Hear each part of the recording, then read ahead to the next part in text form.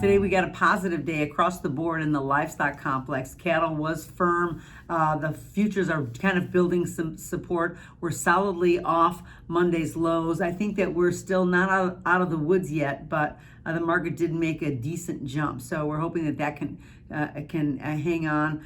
There's like some positive expectations ahead for the cattle on feed report coming on Friday. So we're going to watch that closely. The CVAL has been relatively steady in the between 15 and 16% area. So it's holding, but we're trying to be positive about what happened today. Now the feeders did rise as well. That recovery is continuing because the futures were really heavily oversold. So feeders really had a little bit longer way to come back. But the reason that we're getting a little bit more support from the on-feed report, because the expectation really is kind of neutral, but because the market's been so much oversold, everyone's looking at it like that now the market will be free to be get turned back around. That perhaps that the selling pressure has stopped, or at least it has slowed somewhat. And of course, that's what it looks like right now.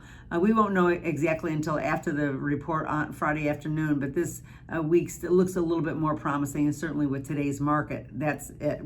The fundamentals still need to improve some to get this market really moving upward with any significance, but we have to wait patiently for more news that perhaps can give us a little bit more market direction.